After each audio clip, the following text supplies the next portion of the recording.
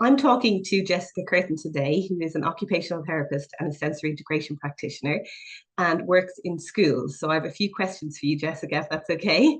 Hi. Hi. I was wondering, Jessica, how when you're working with schools and you're thinking about the different levels of support you can give, so universal, targeted, specific, where do you find it best to put most of your energy and your time? And how does that look in practice?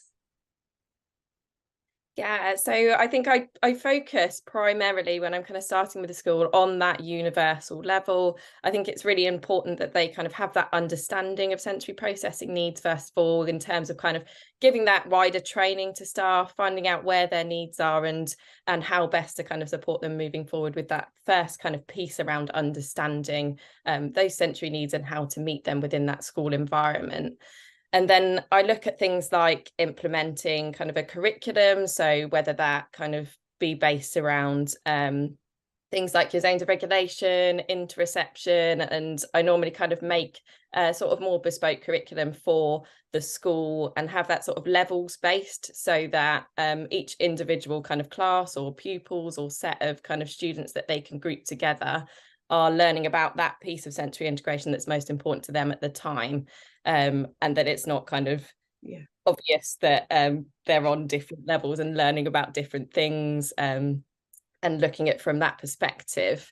And then also thinking about that environment and how can we best give those sensory opportunities within that environment. So looking at things like having your kind of calming corners in a classroom. Have you got a fidget box that's available to them? And I often kind of give advice around sort of three different levels of regulation. So what kind of regulation activities could they do from their chair within that classroom to keep them in the lesson, keep that learning piece going, at the same time as helping them to feel regulated?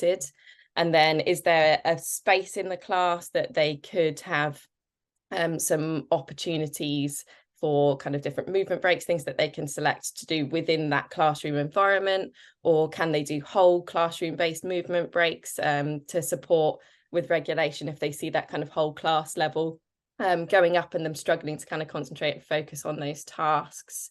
And then finally, those ones that are sort of more structured and outside of the classroom. But again, giving that kind of clear structure to those movement breaks, because I think a lot of the time it's difficult to know what's going to support a child the best outside of the classroom, and not bringing them back to the class before they've got into that regulated place. So you're not just kind of bringing them out, doing that movement break, and then putting them back into the class and they're still not regulated, and then they'll just be back out again in another 5 minutes. Finding those things that really work for those particular students can be really helpful. Brilliant. And if you were to think of what your maybe top three low cost tips for a school would be within that universal bracket, can you think of what they would be for you? Yeah, so I think in terms of low cost, having a look at some of those opportunities for those sort of heavy work proprioceptive strategies, because they are sort of that naturally kind of calming input to the body, regardless of whether you're kind of feeling too high, too low. It can normally bring you back to that sort of organized place. So things like your wall pushes, your hand pushes, hand pulls, chair push-ups, and having like a kind of poster or something in the class that they can choose from to support them with that kind of regulation.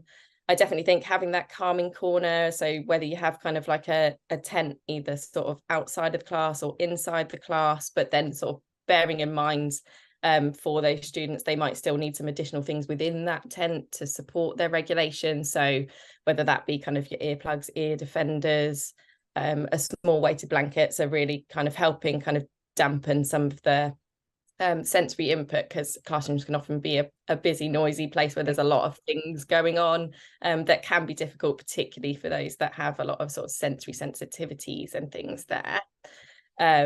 Looking at kind of the fidget tools, but really exploring which ones are supporting with regulation and which ones are a little bit more distracting for some students. So exploring with them and how to use them and giving that kind of clear guidance around the use of those.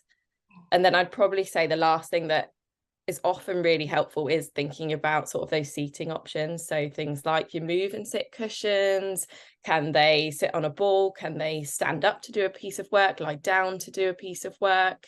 And really just thinking about how can you change that body position, because that can often be really sort of, particularly with the kind of lying on the floor, that's really grounding for some students. So that can really help to provide that sense of regulation if there's a safe place that they can do that.